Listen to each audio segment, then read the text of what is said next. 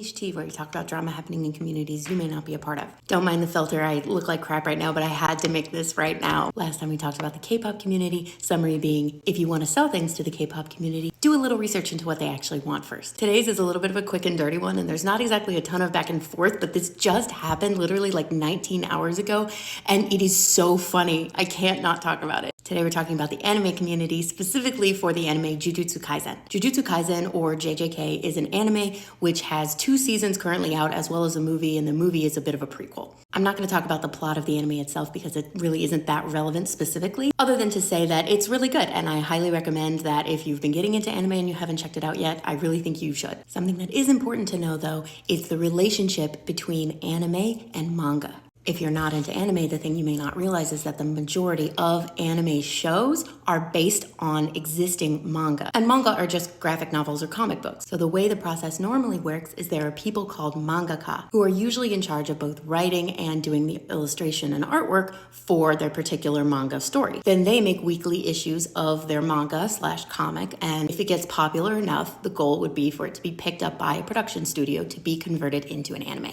The relationship between manga and anime is very similar to the relationship between like DC and Marvel comic books versus the movies, the shows, etc. It's just a much more current production cycle in Japan, whereas when it comes to the stuff we have here, it's more like established IPs that become the big stuff. But the thing to keep in mind about this is that that naturally creates a delay between these two things. The mangaka doesn't stop writing the manga in order to work on the anime and switch over to that. They continue to move the story forward toward its completion in a written format, and then a separate studio takes chunks of it and adapts it in seasons into shows. And especially because anime is so popular now, there's a much faster pipeline from manga to anime, which means it's more likely for an anime to be based off of a manga that hasn't completed yet. This can lead to a whole host of different annoying things for the person who's only watching the anime, which are a lot of people. Some really common things that happen is the anime catches up to the manga and then either has to take a massive hiatus until there's enough material to make a new season on, which is frustrating. Or even worse, in the old days, what they used to do is the anime would split off and just start making up its own plot and just go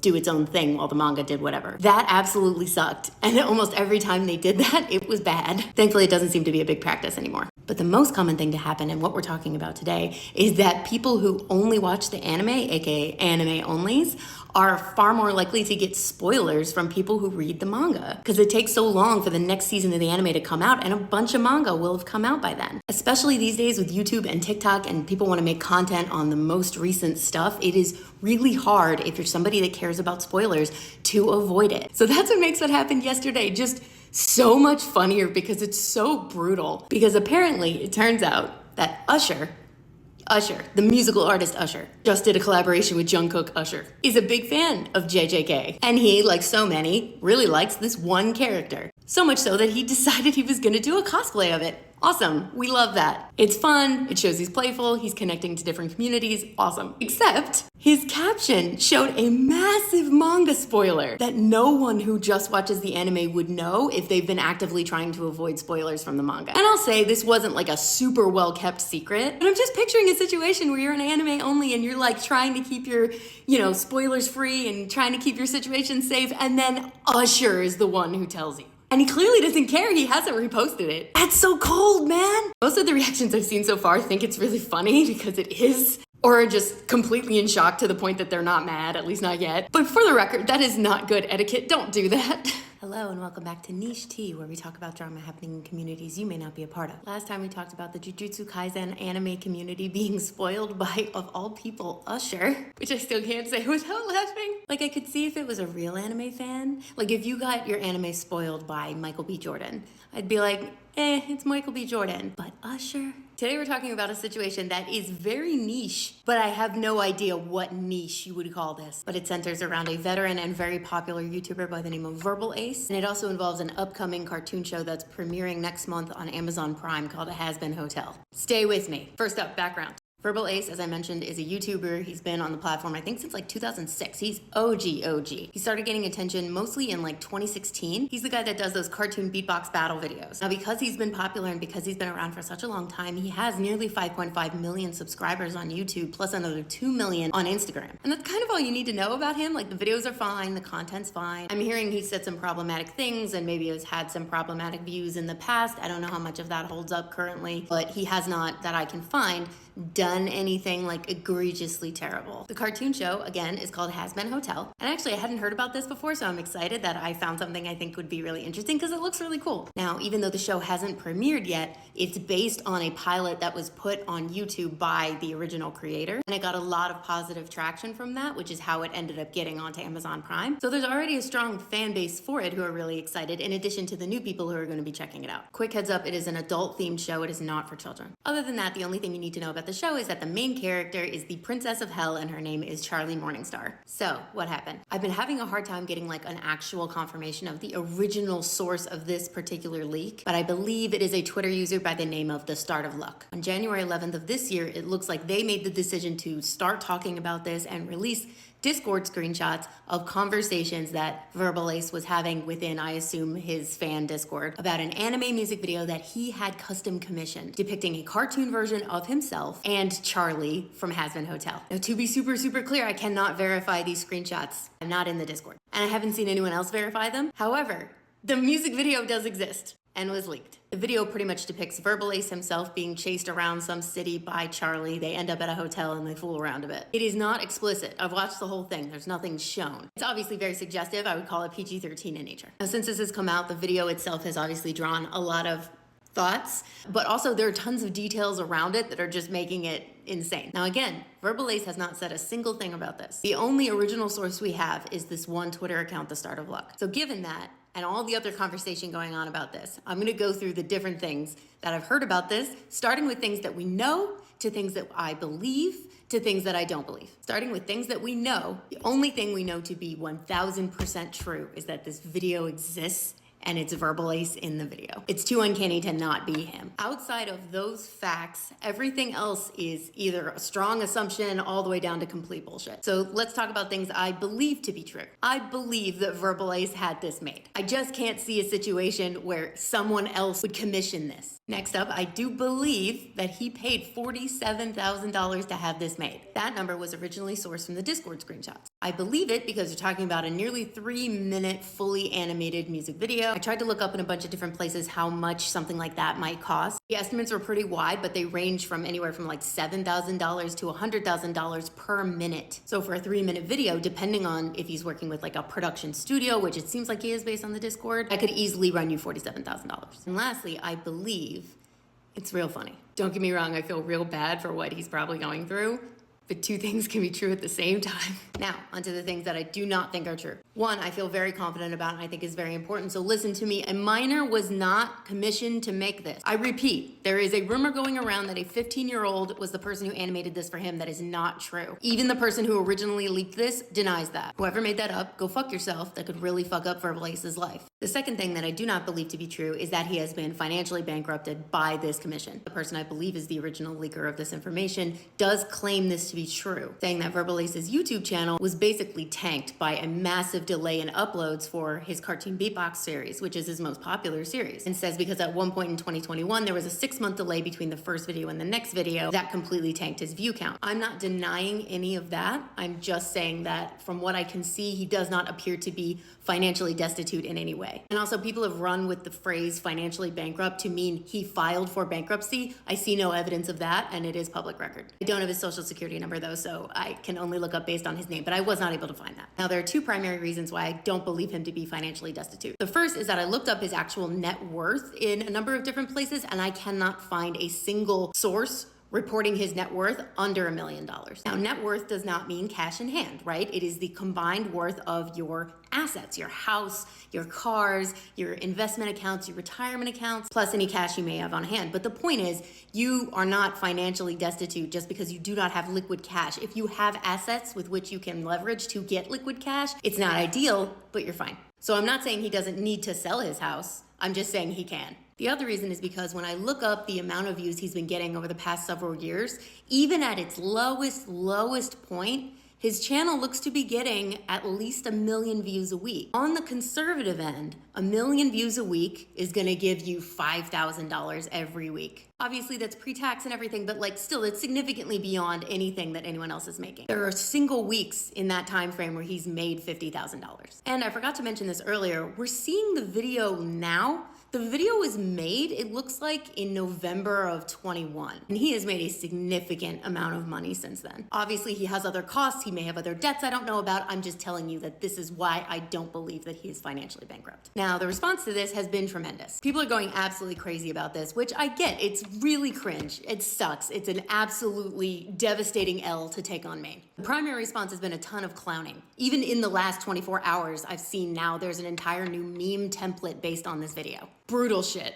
I don't think you have any idea how fast I really am. I'm fast as fuck, boy. People don't like the animation. They're shocked that he would spend this kind of money on this. There is criticism about the fact that Charlie in the show is a lesbian, so him making her straight with himself for this is a little weird. And allegedly he said homophobic shit in the past, so that's like, Plus side, the song from the AMV completely slaps. It's called Hideaway by Synapse, and you should go check it out. Hello, and welcome back to Niche Tea, where we talk about drama happening in communities you may not be a part of. Last time we talked about the, I'm gonna just say YouTuber drama involving YouTuber Verbal Ace, who did the functionally harmless thing of spending about $50,000 reportedly on a custom self-insert spicy video between him and the main character of the Has Been Hotel animated series, which again harms no one, but people had feelings. Today we're going to talk about something that TikTok brought me organically for once, and that so rarely happens these days that I have to jump on it. I promise I will talk about OhioCon next, but today's incident is happening within the stand-up comedy community, centering around an ongoing beef that has been kicking off between two specific stand-up comedians named KDK and Mojo Brooks. Quickly, who are these people? As mentioned, they are both stand-up comedians. Of the two, Mojo Brooks is much more established in the field. I believe he's based out of Chicago,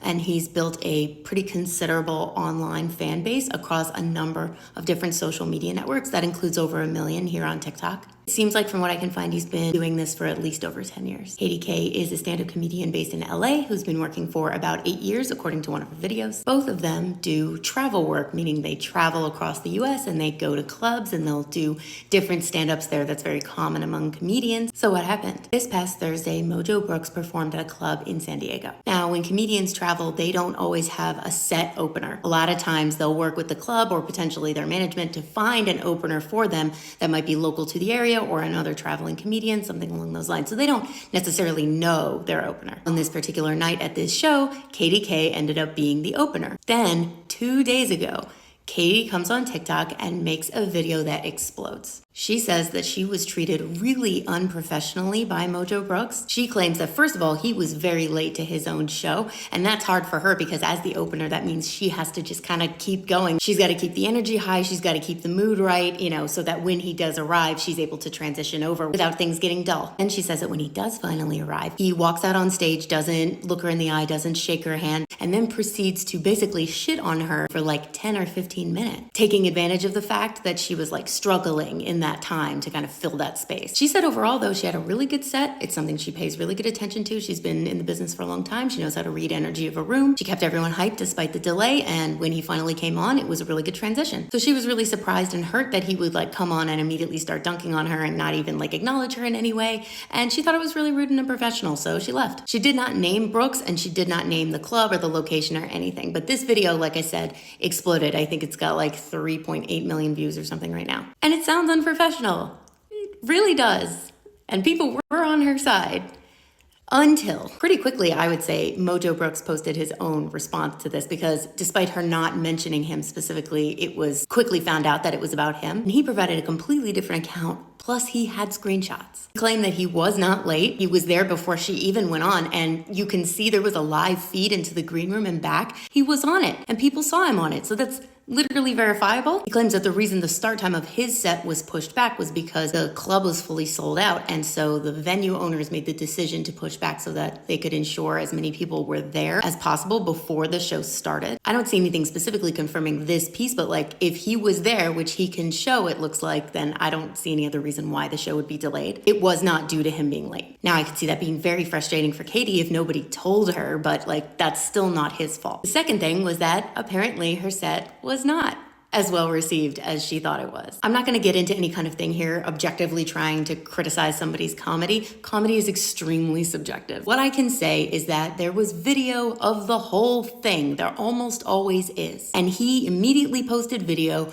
of her set, at least part of it, and part of his set. And you can see a meaningful difference in the response. And she nodded to this a bit in her first video, but there's like a meaningful difference in approach and style between the guy from Chicago and the girl from LA. And he does come out in that transition kind of making jokes at like, maybe this was a mismatch. He refers to her as a substitute teacher. He says like he wanted to make sure people knew they were at the right show and he wasn't going to be giving anyone refunds. It was pretty funny to me. It was funny to me. And again, I can see her feeling very like, well, shit. That maybe didn't go as great as it could have. Maybe not the type of humor these guys are looking for. But my understanding is like, if you're gonna be a stand-up comic, you know you're gonna bomb sometimes. And you have to just take it on the chin and go. And yes, he did riff off of her to transition into his set. He was making a joke about the difference in their comedic approaches and how hers didn't really match the vibe of the room. And it didn't seem to. Also, she said he went on for like 10, 15 minutes. He timed it, which king shit right there. He was like, it was a minute and 15 seconds. And then he transitioned into his normal set. Also, as these videos have been picking up traction, people who were at the show have started to come out of the woodworks and comment and say like,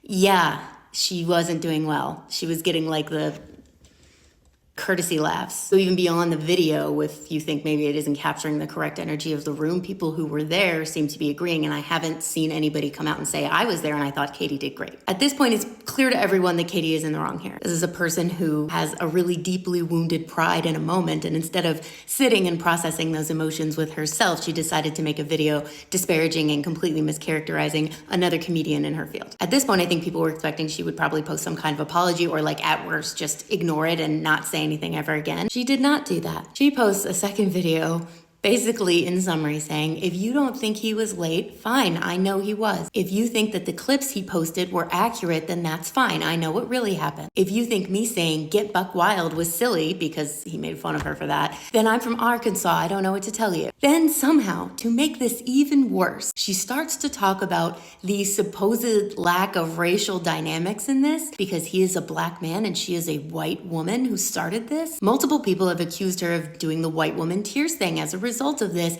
to which her response is, I didn't scream or cry or anything in that video, so I don't understand why this would be white woman tears. I didn't talk about the fact that he was black at all.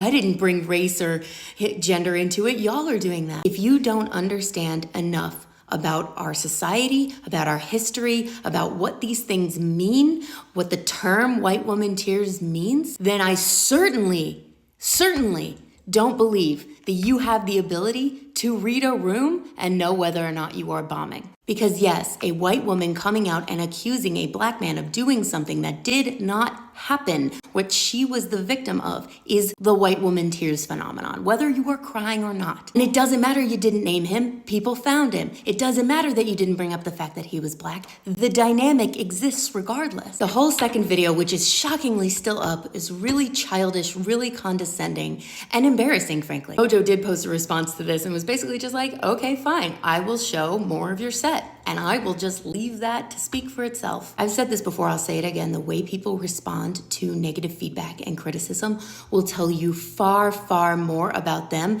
than the mistake or misstep they made in the first place. Every time. Anyway, Mojo Brooks is continuing to tour. I believe his most recent show was in Detroit. Check out his page. I'm sure he'll tell you where he's going next if you want to check him out. Hello and welcome back to Niche Tea, where we talk about drama happening in communities you may not be a part of. Last time we talked about why if you want to lie about something happening online, make sure that there isn't recording of it. Today in the long-awaited post, we are going to talk about the anime community, specifically related to the Ohio-based anime convention called OhioCon. First, very quickly, an anime convention is similar to other types of conventions you may have heard of. It is a large, usually multi-day event comprised of a whole host of different sub-events related to, in this case, anime. One I used to go to was Otakon, Con on the East Coast, I went for 10 years straight from high school through grad school. These conventions will have special guests like voice actors and manga writers. They'll have screenings of new movies and shows, and they'll almost always have a dealer's room where merchants can sell products, as well as an artist alley separately where artists can sell their original works. They're very cool overall. I highly recommend if you like anime, check out a con near you. So as I mentioned, the name of the con that we're talking about today is called Ohio Con. It's a really clever name because it takes place in Ohio, and Ohio is a way to say hello in Japanese. This is a very large anime convention that's been around for a long, long time. Last year, for example, I saw reports that about 14,000 people came. Now, 2024 OhioCon was this past weekend,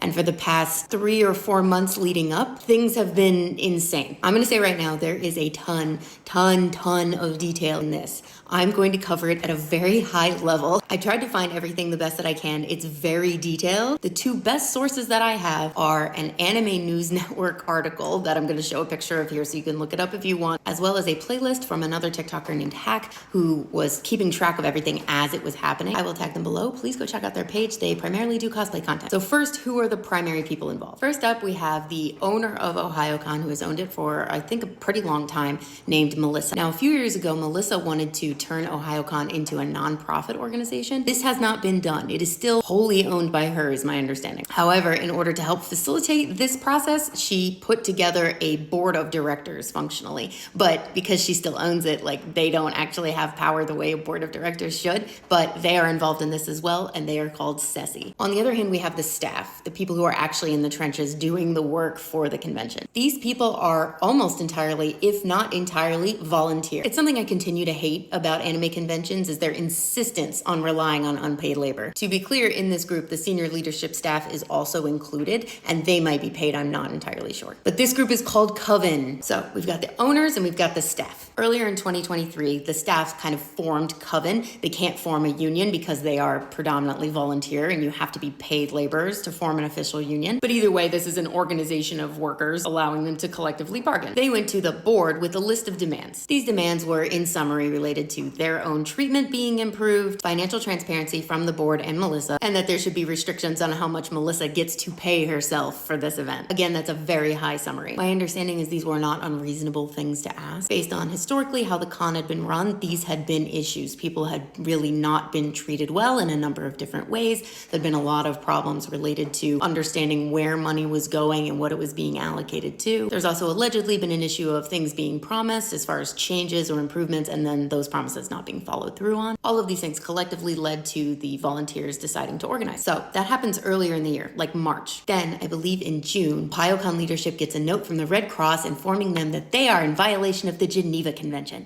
You think I'm fucking with you? I am not fucking with you.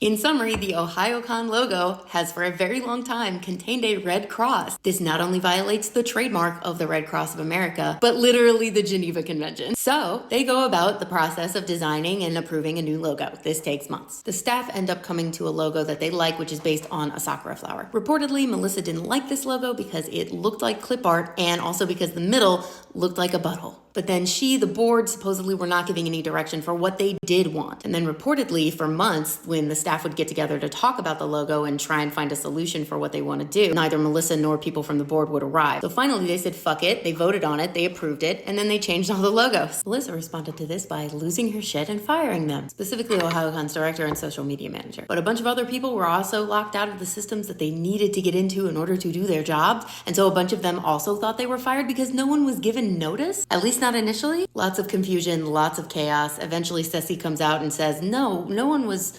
fired. We eliminated 2 of the positions. Like, these are mission critical positions. It's 3 months before your convention. And I'm pretty sure she admitted she fired them somewhere. So this weird change in wording is clearly just meant to make her look better. The app crashed while I was filming and I thought I lost everything and was devastated. So I gave up, and then I came back into the app several hours later and found it. So I'm just continuing like that. Excuse the situation. So at this point, Ceci has fired the staff leadership for the convention 3 months before the convention is supposed to go live under the pretenses of you changed the logo without our approval. Even though they were at the point where they had to change the logo and Ceci hadn't provided any meaningful help in that process. At this point, Ceci starts getting a ton of pushback from both Coven and people just watching this happen saying, hey, interesting, it looks like you were just looking for an excuse to union bust. Since Coven was organizing and doing collective bargaining and firing over a logo sounds ridiculous, Ceci issues this long-winded response to this, basically denying it, including this whole argument about how we can't be union busting them, guys, because they're not a union, remember? Bureaucrat Conrad, you are technically correct.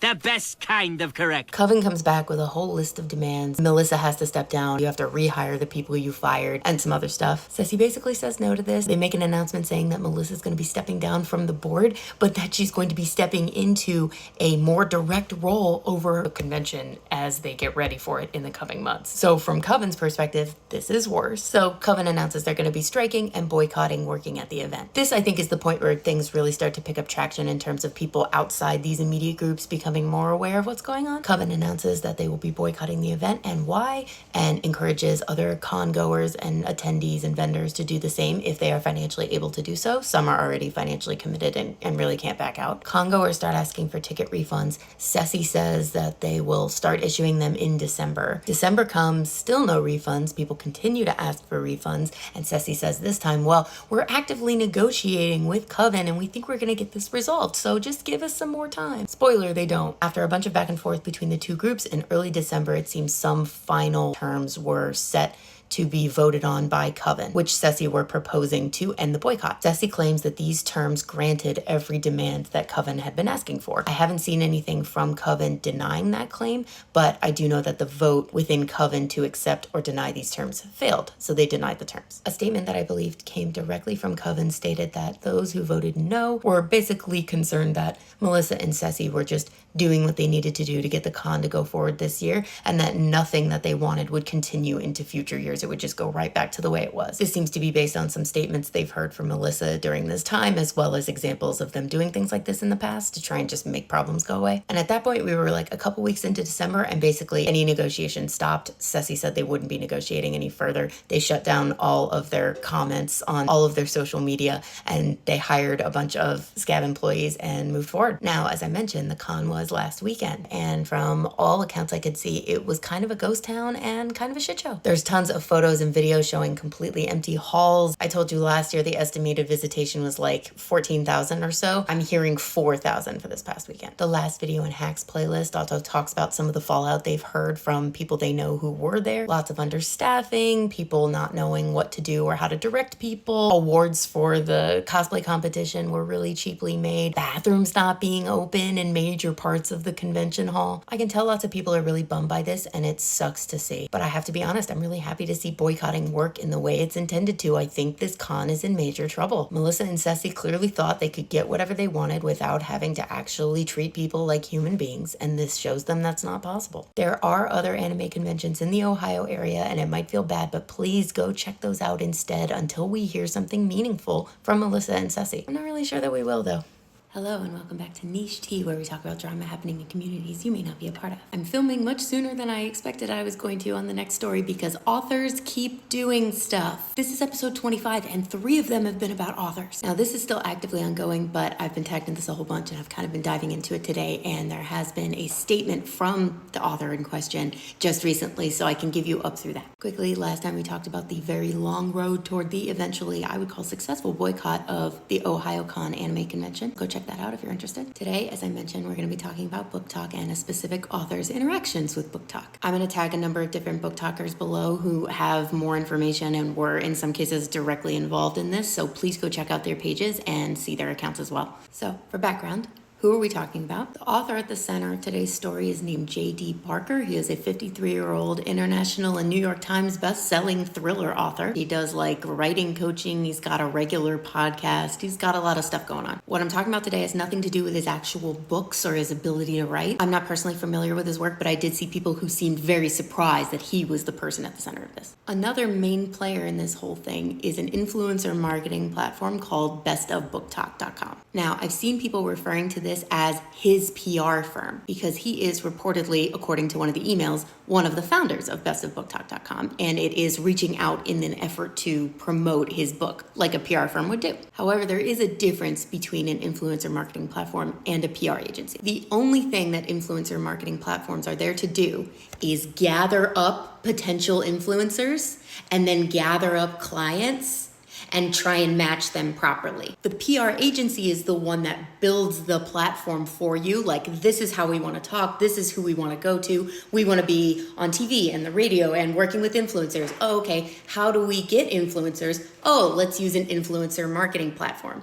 Does that make sense? Now, since Barker is one of the founders, reportedly, things might be a little different there, but my guess is, and because I know he does have a publicist, his publicist agency is the one that probably built everything, and then they took all the different vehicles of distribution, which included Best of Book Talk, because he also has owns it. And so then they use that and his personal email and other places to send this stuff out. That would be my guess. I do work in marketing, so it's not a fully uneducated guess. So what happened? J.D. Barker has a new novel coming out and he wanted to promote it. He clearly understands the value of TikTok promotions, and so a number of emails were sent out to book talkers saying, hey, let us know if you're interested in promoting this book. We'll send you a copy. You can make videos about it once you read it.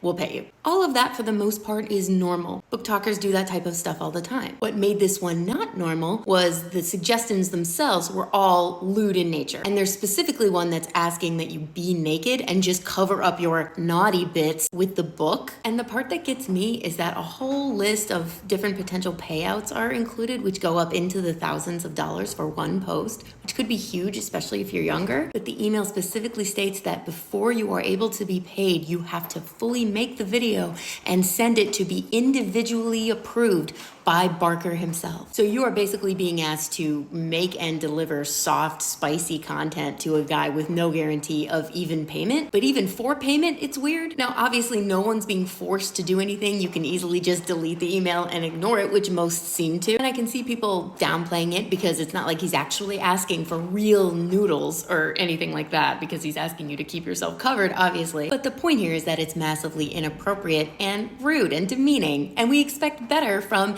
an international and New York Times bestseller. Like, if the email had said you can make a video of whatever you want as long as you show the book and you show your feet through the whole thing, we would have some criticisms for that as well. The other thing to keep in mind, though, it seems like this email went out to just anybody they could find.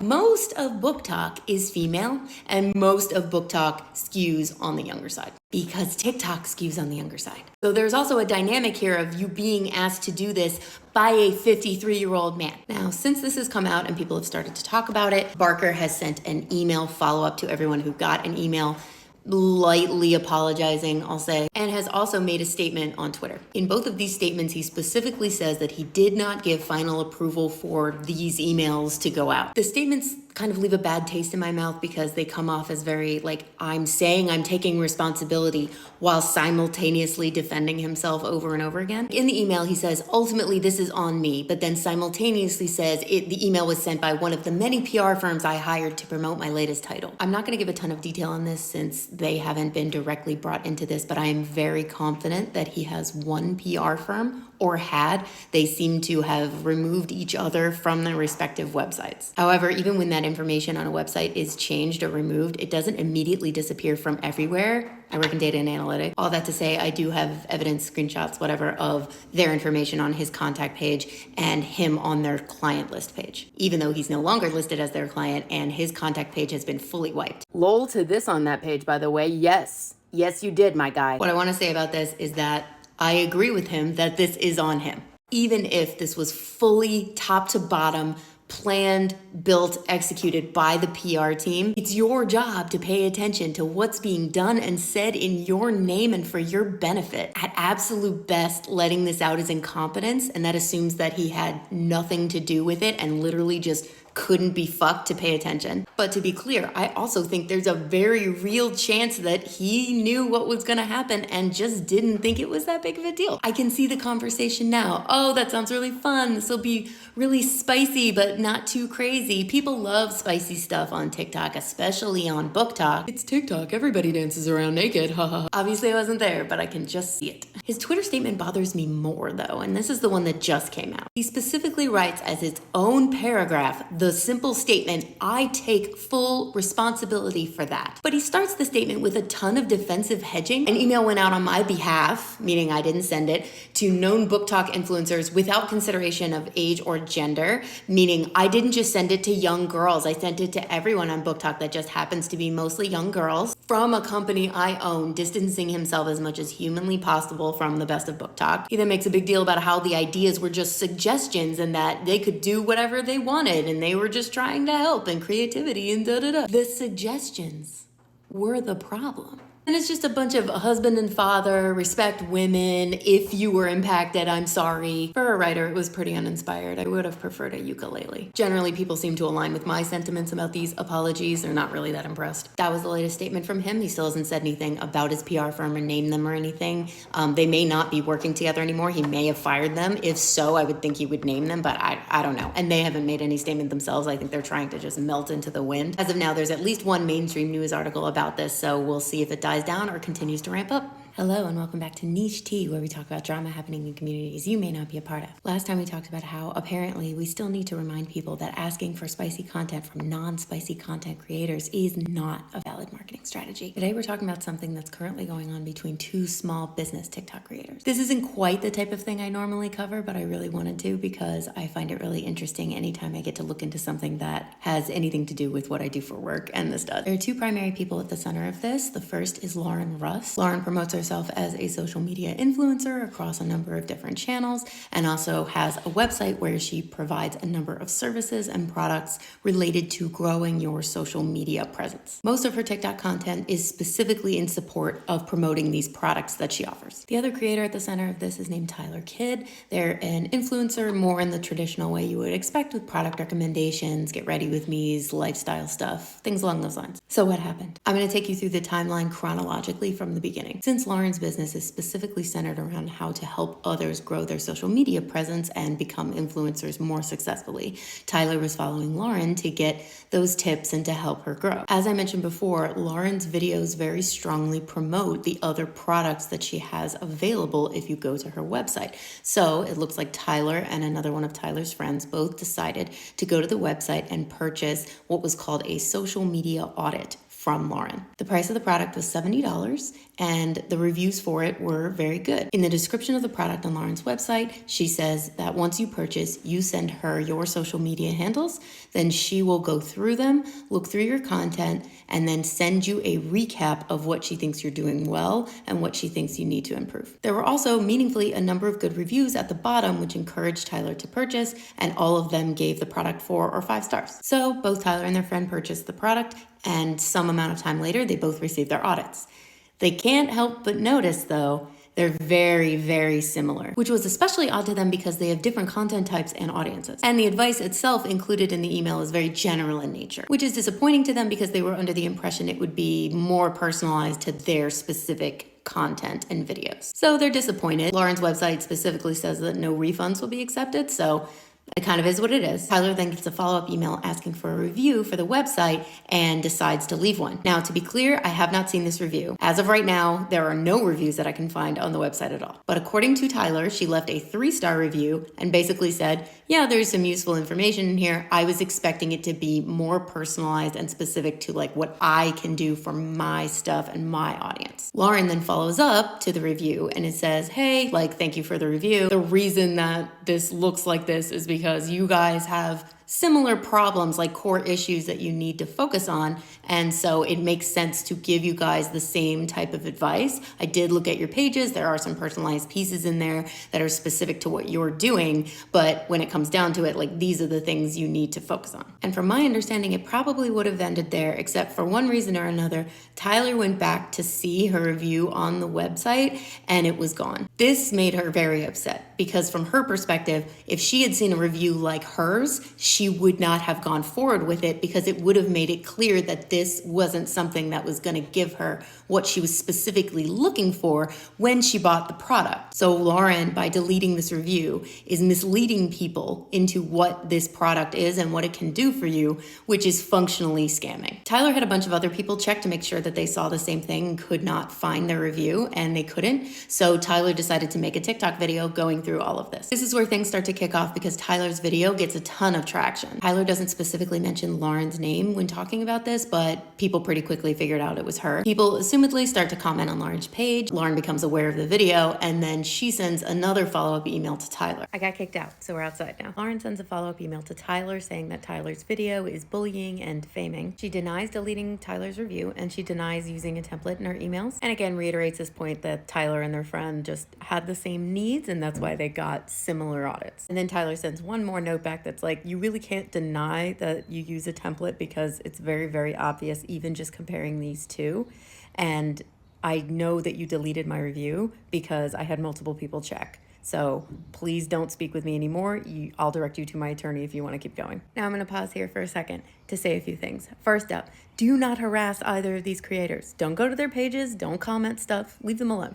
Second is I have some thoughts around this that are just my own. Feel free to skip. A bunch of you may know I work in marketing. I've talked about it before. And a big part of what I do, because what I do is analytics and data, involves doing audits. As of filming, I have seen 3 different complete audit emails from Lauren to different customers. First up, I did text analysis on all 3 of them to see how similar they are to one another, and they are extremely similar. This is very much a template.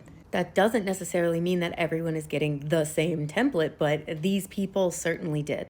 Third is that the information included in these emails is what I would refer to as best practices. This is the type of stuff that are like the general to-dos. It's the sort of thing that you make videos about. And actually, she does include a link to one of her public videos in the audit. This sort of stuff is valuable to know. It's definitely helpful, but it's usually used as promotional, not stuff that you pay for. I don't say that to make any kind of comment on the price or whether the value is there or anything like that. Expertise and experience in a specific field has value. The reason I say that is because to me, an audit goes beyond what was in those emails. And that's where I think the disconnect really is with that word audit. If I told a client that I was doing an audit for them, and then I came back to them and was like, you need to have your logo in the upper left-hand corner of your ads so that it's the first thing they read because we read left to right, top down. Your ad should be red because that's the color we all see first. If you want to reach old people, be on Facebook. If you want to reach young people, be on TikTok. They would be very disappointed. That is not what an audit is. An audit involves me going through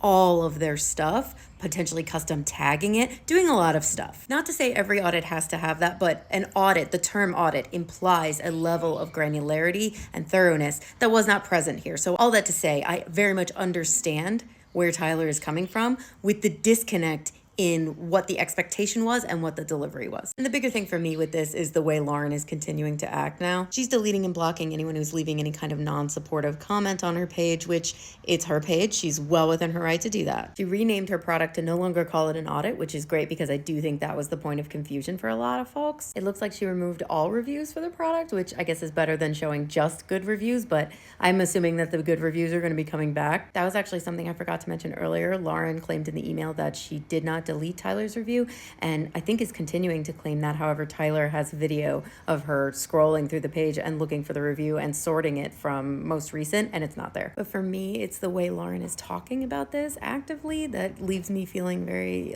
she's just being like very victimizing, and it feels very manipulative. She's calling everyone a bully, but then simultaneously I'm seeing her snap at people very simply asking for accountability from her. She posted a video saying the same thing again about how this, people need the same advice sometimes. In one comment, she even says she's just doing all of this because she wants everyone to succeed and not for money. It's literally your business. Like, just be real. Everything she posts sounds fake. And she won't even post like a, hey, I get it, that I didn't mean to do that. I understand why you're upset. I'll work on it. Nothing. Just a little bit of accountability. Just a little bit. Hello and welcome back to Niche Tea, where we talk about drama happening in communities you may not be a part of. Last time we talked about just some classic small business TikToker beef, and something I personally think will continue to be more of a problem that we will start to see more and more because we live in a capitalist hellscape that tells us we have to productize every single thing about us in order for us to be valuable. Today, we're moving into the science fiction community. We're talking about the Hugo Awards. What are the Hugo Awards? In summary, it is a science fiction content-specific award ceremony presented annually at the World Science Fiction Convention, also known as Worldcon. Content eligible for awards is pretty broad as long as it falls in the right content sphere, which actually is even broad in itself. For example, you can submit horror, but it includes things like books, movies, TV series, comics, you get it. Anyone who is a member of the World Science Fiction Society is allowed to nominate and vote for any of the categories for the award. You do have to pay to become a member of the society. That's kind of the point. But suffice to say, within the science fiction community, this is a very well-established society, convention, Worldcon, and award ceremony. Being Hugo Award nominated, winning, etc. is a big deal. And it's the sort of thing people would print stickers to put on their books for. The actual process of voting and ranking and determining winners isn't specifically related to this story, so I'll just give a quick overview. There are basically 2 rounds. Early in the year, everyone who is a society member is able to submit their nominations, and they go through a tabulating process, get a list of finalists based on those nominations. Then there is a second round of voting, which is preferential, meaning within each category, each member can rank based on preference, and then they use that to calculate the actual winners. Then the winners are announced as part of an official Hugo Awards ceremony during Worldcon each year. So, what happened? Worldcon 2023 was in late October last year in Chengdu, China. Because it is a worldwide convention and society, they do move the convention location every year. It's very similar to what happens with the Olympics. There was no immediate fallout coming out of the Hugo Awards last year. However, the rules for the Hugo Awards state that the full nomination and voting list and ranking and everything, not just the winners, but literally everyone who made it, has to be released to the public at least 90 days after the award ceremony. Right at the 90-day mark, a little over a week ago now, those results came out, and a number of very prominent people in the sci-fi space found out that they actually had been nominated for things that they had absolutely no clue of. Even though these guys were nominated, in some cases, very heavily, enough to be in finalist votes, they were rendered ineligible for discernibly no reason. One of those authors is a person named Sharon J. Zhao, who I've talked about before because they were also targeted by the Kate Corain fake Goodreads thing, and apparently have just been having a real bad couple of months. They've made their own video talking about this and are kind of the big one really calling attention to this. Please go watch it. I'll tag them below. But obviously when this came out, a lot of people were very confused. In the search for answers, people find a post on Facebook from Dave McCarty. Dave McCarty is one of the directors of Worldcon and is heavily involved in both the convention and the Hugo Awards specifically. His post itself is just him on Facebook being like, for those following along, the full list of nominees came out. That's it. And having nowhere else to go and no other answers forthcoming, the answers all went to this post. This is where it gets actually kind of hilarious because this man's responses are so bad. He clearly didn't expect people to be coming to him directly about this. He did not handle it well at all. Since again, no one was notified. So there are 4 people who were affected by this. None of them were told that they were nominated. None of them were told that they were ineligible. None of them were told anything. Even when these results came out, if they hadn't looked, they wouldn't have known. Literally the only answer he gave anyone is, after reviewing the Constitution and rules we must follow, the administration team determined those work/persons were not eligible. That's it. But then he's also treating people like they're idiots for not accepting that. He was clearly caught really off guard by the fact that people were commenting this on his Facebook page, which I kind of get, but if you give people no other option, what do you think? This is a prestigious award that is meaningful to people and their careers. You oversee it. You can't hide from it. They're gonna have questions. I hadn't mentioned this yet. One of the people who was excluded was Neil Gaiman. And Neil Gaiman literally came into this man's Facebook and asked him why he was disqualified. If Neil Gaiman has to go to your personal Facebook account to get answers to why he was disqualified for something in your major award ceremony, your communication strategy needs a bit of a revamp. Dave continues to dodge the question. He tells people to email a specific email about any questions they have. Some people come back and say that they have and they're getting bounce backs from it, but he continues to just push people off and not give any real answers. It's leading people to believe, I don't think necessarily super unrightfully, that their exclusion has something to do with the fact that the awards were hosted in Chengdu. Some of the reasons potentially related to that include that Sharon is very vocally pro-Palestine. R.F. Kuang's book Babel was excluded, and it is incredibly anti-imperialism. Paul Weimer, the third person excluded, is a writer who made a blog post in 2021 about his concerns about the 2023 Worldcon being hosted in Chengdu, specifically because of the potential overreach of the Chinese government. But even then, Neil Gaiman's exclusion was specific to to Sandman episode 6, which no one has any real clue about. People then started asking Dave, like, were you told to do this by the government, or did you do this as a result of like being worried that the government would be involved? So maybe you were proactively taking steps to exclude like undesirable things you think would potentially get you negative attention. His response to that, to me, was extremely telling. He responds back by, again, in the most condescending way humanly possible, asking, let me turn it back around on you. Do you think that your day-to-day actions in life are not affected, at least indirectly, by the US government? And basically says you're an idiot if you think so. To me, that's a solid yes. They were either directly or indirectly. They might not have been told anything, but they were worried about government interference one way or another, and they made the choice to remove these guys for that reason. R.F. Kuang, the writer of Babel, put out a statement basically saying, there's no legitimate reason you can give me, so that tells me that this was just undesirable, and that sucks. Not just for me, for your organization. The Hugo Awards are hurt by these actions. Neil Gaiman retweeted that, and I'm seeing that in other places too. This action delegitimizes the Hugo Awards. It hurts the awards themselves. But for Paul Weimer specifically, because he was excluded for, presumably, expressing concern about hosting Worldcon in Chengdu, he's now also worried legitimately about his potential safety when it comes to going to China. Paul directly tells Dave in that same Facebook thread that the company he works for has a plant in China that he has to visit, and he has to know if there's any chance that he could be arrested if he goes to China. So he's literally begging Dave to say, was this you or was this the government? If you just decided that I should be ineligible, then that's fine. But if there was more involvement, I'm begging you to email me so I know, because otherwise I have to just tell my job that I can't go anymore because I don't know what's gonna happen. Since this all kicked off, Dave has locked down his comments, of course, and issued an apology on his Facebook, probably because he got in trouble at work for making the awards look bad as one of the major representatives of it. He has since also resigned from his position over Worldcon, and there were a number of other people who were reprimanded. I don't know what that means. I agree that this is mostly delegitimizing and embarrassing to the Hugo Awards themselves. I can understand and sympathize with the difficult position they very likely were in, but they took a bad situation and handled it the absolute worst way they possibly could have. Hello and welcome back to Niche Tea, where we talk about drama happening in communities you may not be a part of. Last time we talked about the Hugo Awards and the very badly handled exclusion of several prominent people in the sci-fi space, including Neil Gaiman. Today we're talking about the absolute messiest thing I've had to look into for this so far, and I had absolutely no background on it going in, and that is the functionally civil war that has broken out within the Genshin Impact community. I need to level set expectations right now. I am going to do my best. Simply put, the full breadth of this could not be covered in one of these videos. Seemingly every major content creator for the Genshin community is involved in this in one way or another. Then you add on top of that I know nothing about any of this except for vaguely that Genshin Impact is a game. And then on top of that, everyone talking about this is in the community. So nobody's giving like a simple, here's what's been happening overview like there usually is when there's drama. It's only people who are in it talking about it as it happens. I'll just say I'm gonna do my best, but give me some grace. I'm gonna structure this all in 2 phases of the drama that I'm gonna talk about. Phase 1 is not that complicated. I'm gonna cover it really fast, mostly so you have background, because it leads directly into phase 2, which is incredibly messy. Starting at the absolute top, what is Genshin Impact? Genshin Impact is an action role-playing game that was released in 2020. The action part of action RPG just means that when you go into battle, you're controlling the character and you physically are like hitting them,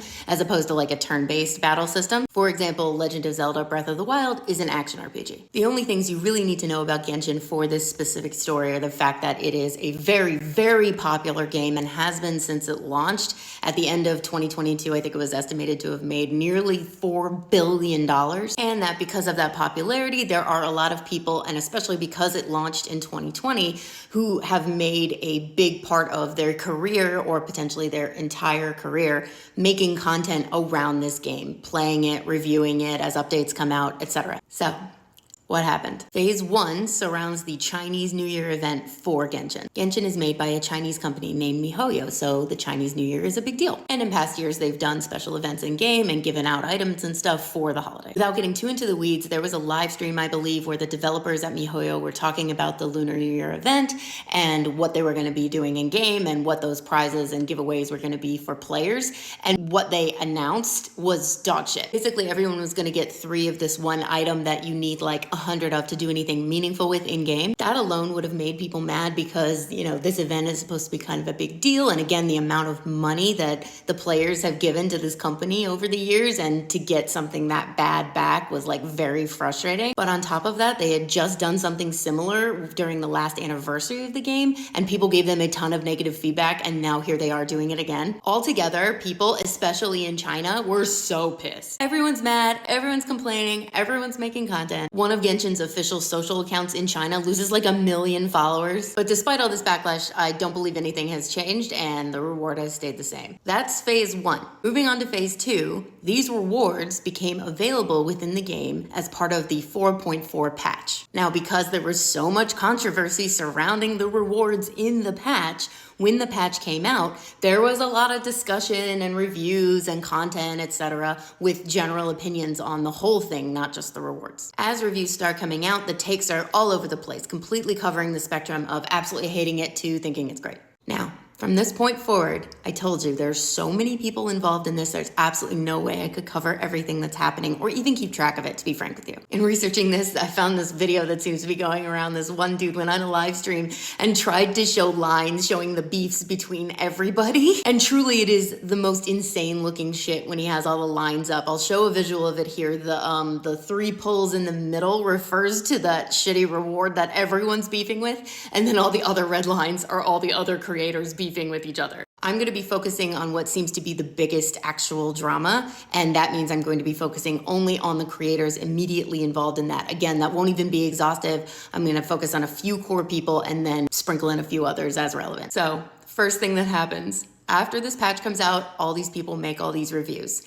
A creator named Ziox goes on to Twitter and posts a now infamous tweet joke about the duality of man. The joke being he's showing 2 videos from 2 creators within the Genshin community who have very different takes on this 4.4 patch as it's come out. Now, when this tweet first came out, it was kind of whatever. It's funny. That's it. The guys involved thought it was funny. None of these people had a problem that I'm aware of with one another. One of the guys mentioned in the tweet is a creator named Tectone. Tectone is the one who was shown with the negative review for the 4.4 patch. And apparently he generally has more critical reviews of Genshin. People start sparking more discussion around the type of content they want to see when it relates to Genshin. Do we want to see something more critical? Do we really like the game and just want to appreciate the positive aspects of it, etc.? Tectone then starts making a ton of content sparking out of this ongoing conversation, saying the reason that I'm critical is because we deserve better than what we are getting from them. The perfect example being this Lunar New Year failure on their part. He starts calling for boycotts. He starts going after other creators who don't want to boycott. He also talks about some of the creators being shills because some of them have contracts with MiHoYo to cover the game, which obviously could lead to more positive content being generated about it, which isn't necessarily as objective as what people would want to see, which is what he's calling out. For those who are old, yes, we have made it back to Gamergate.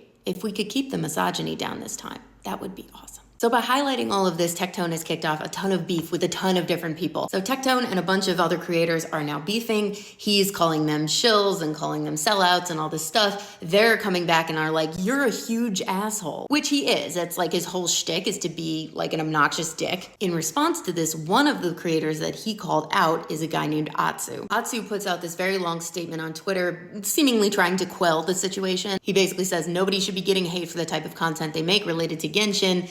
Tectone, I think, is just milking this situation to create a bunch of content. He's made like 20 videos on this in the last number of days. But meaningfully, he ends it with a statement directly to Tectone saying, I think I know who's telling you all these things about me that aren't true, and that person has a personal grudge against me. Beware, you're being manipulated. My DMs are open. It was very dramatic. Then, in response to that, said source comes out in the open. That guy is a guy named Braxophone, another content creator in the Genshin space. Braxophone comes out and tweets a link to a 9-page Google document simply titled About Atsu, where it details 3 years worth of his interactions from his perspective with Atsu, as well as his evidence to support a claim he has that Atsu had him blacklisted with the MiHoYo team because Atsu is very close to them and has connections there, supposedly stemming from the fact simply that Braxophone was awkward. And he expresses a lot of frustration around this idea of like, I never did anything intensely enough to you to be fully treated this way and excluded from so many things,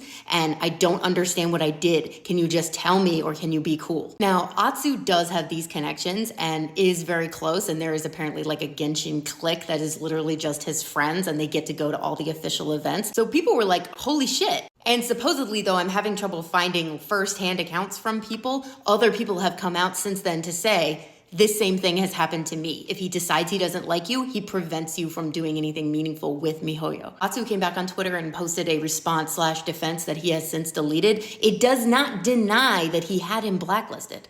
Like, he doesn't acknowledge it. He's just like, stop trying to be my friend. I'd never liked you. It's intense. Meanwhile, everyone else is still beefing. More people coming at Atsu, more people coming at Tectone, more people coming at the people around them. One guy named Envy came out with like an 18-part Twitter thread against Tectone, saying that Tectone basically gave him PTSD, and posting a video of Tectone being a dick to his ex-wife. What are we doing here? What are we doing here, guys? Tectone has since declared himself the winner of this whole thing for some reason. I guess because Atsu has been functionally exposed as a result of the Braxophone stuff, and Braxophone is on Tectone's side, but mostly just because he's obnoxious. It's not like people are agreeing with him because of the stuff that came out about Atsu. For their part, Atsu and Braxophone have come out saying that they've spoken once and plan to speak again to hopefully get this resolved, I hope. Otherwise, I don't know. I won't be surprised if some more shit has gone down by the time I post this. Ziox, shit start of the year, 2024, calling it now.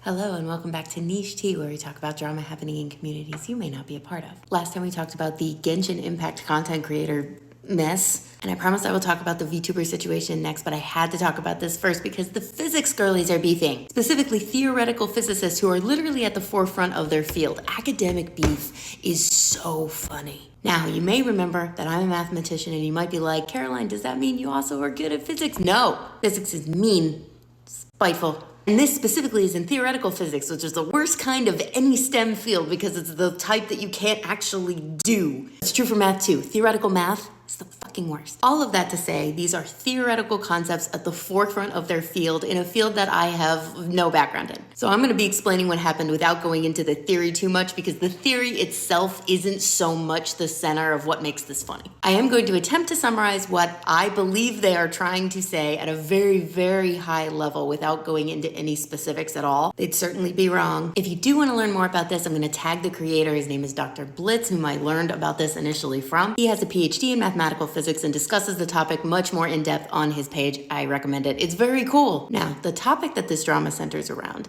is a new concept relating to the theory of gravity as we currently understand it. When we talk about gravity, you hear the phrase a lot, well, gravity is a theory, right? And when we say that, we don't mean so much that it's a theory that it exists, that there's something called gravity that affects us. It's more a theory on how it exists throughout not just this planet, but the entire universe. Because the goal with any theory in physics is for it to explain as many other things lockstep properly with everything else that we can observe and that we know to be true or have theorized to be true. The more we can do that, the stronger we feel about that particular theory. And when it comes to gravity, the leading theory currently is general relativity, which is basically what Einstein discovered. Now, general relativity is great and covers a lot of really great things, but there are some notable things it does not account for. And because it doesn't account for them, that either means that there's something missing from general relativity as a theory, or there's something else that we aren't accounting for when we think of how general relativity works. So we have Einstein's theory of gravity, and it doesn't answer all the questions, and there are some gaps still, so we have other things that we've theorized that could fill some of those gaps. One very simplified example of this would be that according to Einstein's theory of gravity, Pluto, for example, should be moving around the sun way slower than it actually is, than we can see it actually is, because of how far away from the sun it is. So because we know for a fact it's moving faster than the theory says it should, there has to be something else at play to fill that gap. This is where the theory of the existence of dark matter comes into play. I promise we're almost done. I just think this is cool. My understanding is the existence of dark matter is a theory meant to explain situations where gravity is observable or measurable in some way, but there is no mass associated, and those two have to go together. So dark matter is us looking at these situations where we're like, we can tell that there's gravity here,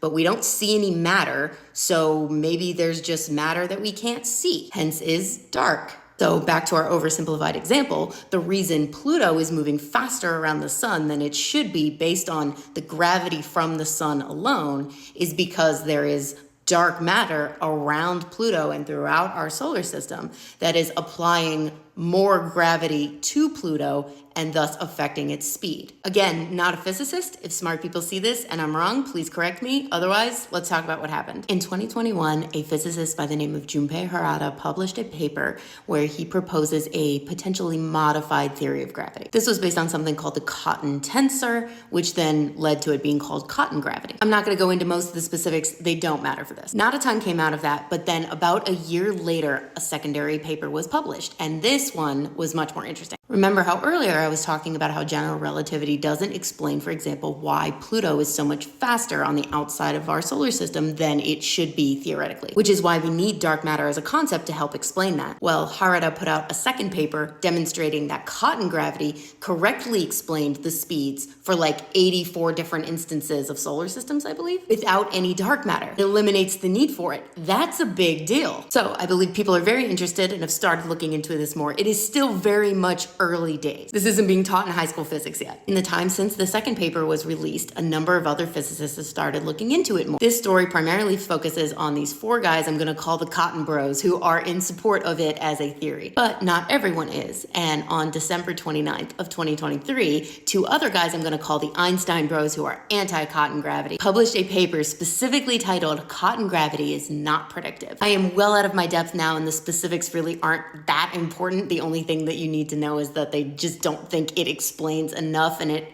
has too many open variables in it to actually be predictive. And importantly, they make a point to say that the variations on cotton gravity that have been explored by the Cotton Bros since the publication also don't work. So that came out on the 29th, and assumedly the Cotton Bros saw it and were not happy. And this is what makes this so amazing, because most of the time, this is the part in the drama where people would run to Twitter to start shit-talking at each other, but no.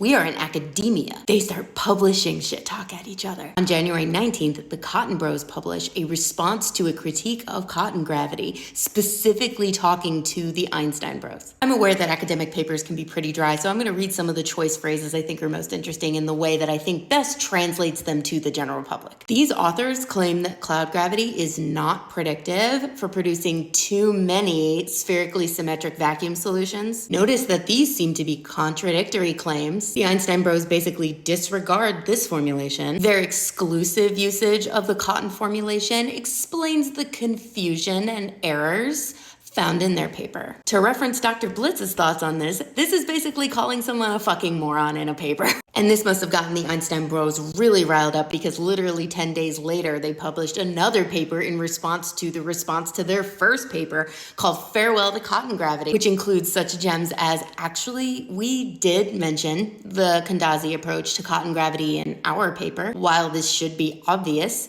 we feel it's necessary to reformulate and expand our argument in this short note, which is basically, let me say this again for you, but slower. First, let's correct several erroneous statements on our paper made in the Cotton Bros response. In the introduction, they said something that is the exact opposite of our assessment. They misrepresented our argument. Literally, can you read? It should be clear that these are two equivalent formulations of the same theory.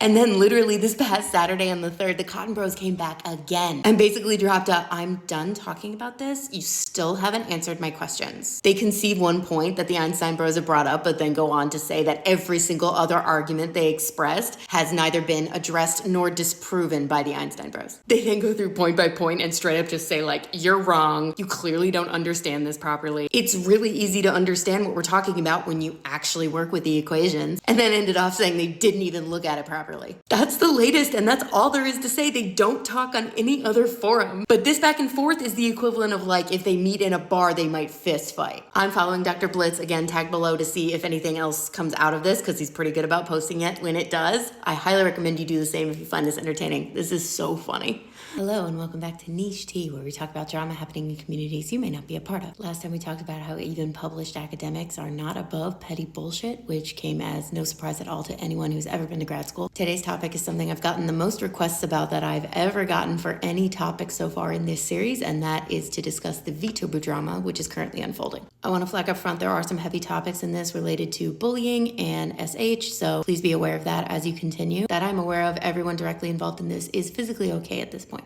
This is another one where I didn't have any direct knowledge before I started getting tagged and started looking into it myself, so I kind of had to learn about things from the ground up. So from the top, what is a VTuber? The term VTuber stands for virtual YouTuber, and it refers to creators who, instead of making content showing themselves on camera, use a 2 or 3D avatar instead. There's no set type of content you have to make as a VTuber. A lot of them do a mix of live streams and then posting videos either of the live streams or separately onto YouTube. And content topics range, though I feel like they're pretty heavy into like gaming, art content, commentary, things that are entertaining to do live. Now, VTubing itself is a bigger market than you might realize if it's not something that you're super tuned into. But for context, the estimated market size of VTubing globally in 2022 was $2.2 billion. Something that helps facilitate this are what are called VTuber management companies. These companies exist in summary because most VTubers are just people who are good at engaging a crowd and building a community and doing all of that, but aren't necessarily as good with the business side of things and don't necessarily have the technology they need. So these companies will find someone that they like and then approach them and say, hey, why don't you come sign a contract to work with us? We'll support you financially. We'll promote you on our channel. We'll help you do collaborations with our other big VTubers we manage. And in exchange for that, we're going to take a cut of the money you make from being a VTuber. They own any avatar that they make for you, even if it's based on original work. They own all of your YouTube channel, your Twitter, like everything. You do run those things day to day, but you have to abide by the terms that they lay out as part of the contract with them. And if for any reason you guys no longer work together, all of that stuff belongs to the agency, not you, the VTuber. Okay, so what happened? What we're talking about today is a situation that's been unfolding for the past 2 months or so around a VTuber formerly by the name of Selin Tatsuki and currently under the name Dokibird. I'm going to call her Dokibird for the rest of this just for simplicity's sake and also because it is her current handle. But the reason I bring up her former name is because the other major player in this is her former VTuber management agency named Niji Sanji. Quick note, Niji Sanji is owned by a company called Anycolor, and throughout this you'll see references to one or either of them. They are the same thing as far as we're concerned. So, for the last several years, Dokibird was a VTuber who was being managed by Niji Sanji under the name Selin Tatsuki. She's very popular, had a pretty dedicated fan base. On YouTube, she had about 800,000 subscribers, and on Twitter, she had about 650,000 followers. This immediate set of events we're about to talk about kicked off last Christmas. Dokibird had been working on a music video for her fans, one that she'd apparently been paying for herself, like $15,000 was the number that I heard. She released it on Christmas, basically as a Christmas present to her fans, and within one day, it had been taken down. She then posts on Twitter, she's sorry that the song got taken down, but that management were the ones who privated it, meaning Niji Sanji did it. She then encouraged people to re-upload it. The whole point was for her fans to have it. After this tweet, she then goes silent for like 2 days. Then on the 27th, she tweets out that she is at the hospital, that she had been in an accident. She only just got back her phone, and that's why she had been silent. She apologizes and says she will need to be there under supervision for a few days. People immediately start worrying because they know having her video taken down was a big hit for her. She spent a lot of time and put a lot of effort and money into that. Plus, Niji Sanji isn't making commentary on it at all, where normally their official accounts are very good about being like, this is what's happening with our VTubers, and here are the people we care about, go give them love, whatever, and they're being completely silent. Then she goes silent again until, I believe, December 31st, when another tweet goes out saying that she's been released from the hospital. The thing is, she doesn't come back. So obviously her fans are confused, like, why isn't she back? Why isn't she streaming? Why isn't she tweeting? What's going on? People were starting to suspect she had actually been been suspended by Niji Sanji and that they just weren't saying anything because they wanted to keep the PR good. Claims started flying around that the most recent 2 tweets about her hospital visit were actually made by the Niji Sanji team, not her. Because as I mentioned before, they have control over her accounts. They can log in whenever they want. And some people noticed, I shit you not, because of the apostrophe that was used in one of the tweets. It was like the dot one with a little curl on it. And that is supposedly the Japanese apostrophe because it comes from like Japanese keyboards. Whereas Doki Bird is based in Canada and all her previous tweets had like the straight apostrophe. People continue to speculate. Things remain dark. Nobody knows where Doki is. They're getting really concerned for her. And then on February 5th, a lot of things happened all at once. One, Niji Sanji announces that Selen Tatsuki, now Doki Bird, has been fired from Niji Sanji. I'll put the notice up here for you guys to pause to read if you like, but in summary, it basically says there's a set number of rules as far as like permissions and, approvals and stuff you have to get. They claim that Selen has continuously violated. They're very vague about how that is, that she's violated things. They make a nod to that music video I talked about that had gotten pulled down on the 25th, saying that there weren't proper permissions in place to post that on YouTube. But we know for a fact, because the original artist came out and said so, that she had permission from the artist to use that song. So there was no reason that anyone can think of why this would have been an issue. They then basically say that she shouldn't have then tweeted that management made the video come down because that made them look bad. They don't deny that that was the truth of what happened though. So what? In addition to this announcement, they also completely privated her Twitter and wiped her YouTube channel. It was an incredibly bad look. And come to find out, this is how she found out that she was fired. Within hours, I want to say, Doki Bird shows up under her Doki Bird current handles and says, "Hi, I'm Selen. I'm back. I'm here. I'm going to tell you what's been going on." This is where things do get a bit heavier. So again, trigger warning. Doki Bird explains that in December, she did go to the hospital because of an attempt. It was not an accident. This attempt was directly related to mismanagement, mistreatment, and bullying she claims she's experienced under Niji Sanji. She was not specific as to where the bullying was coming from. She goes on to say she's basically starting all over under different handles and that, she's going to go live immediately and she would love to reconnect with her fans. She ended the day with her new YouTube channel at over 200,000 subscribers, so she did really well. Niji Sanji was taking a lot of heat for the way they've handled this and everything related to it. The fact that they let this go on for so long, the fact that they clearly didn't give a shit about her mental health, the fact that their claims against her are not that great to begin with, but then even the claims they make, they don't even really have proof for.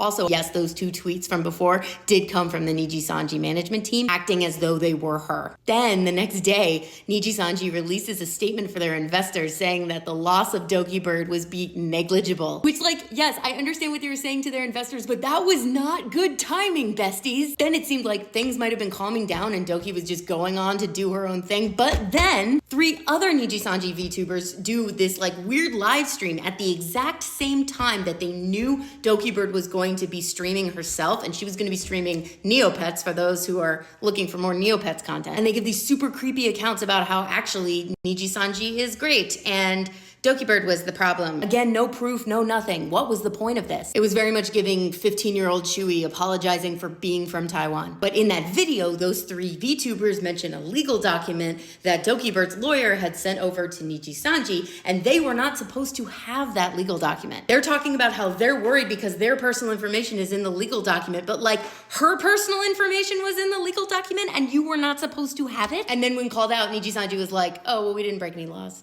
But then they went to the trouble of doing a formal apology over the investor statement saying that the loss of Doki Bird wasn't a big deal. And now because of that, Doki Bird has had to come back with another response because she was like, "I was ready to let this go, but you guys can't just leave me alone." In her follow-up statement, she's like, "Yeah, the legal document that I made on my own was to document events as they have happened. And because of that, it includes information about people that could be revealing. However, this was only for me to keep things clear in my mind with my lawyer. My lawyer then said, even though you don't plan on releasing this or doing anything with this, since you have this all written down, we should give this over as part of our negotiations and ongoing communication with the Niji Sanji lawyers." The Niji Sanji lawyers are the ones who then made it seem like she was going to be releasing these things or was threatening that in some way. And she vehemently denies that and apologizes even to those VTubers for making them think that she was trying to do that. She says multiple times in this that she just wants to move on. And truly, Niji Sanji,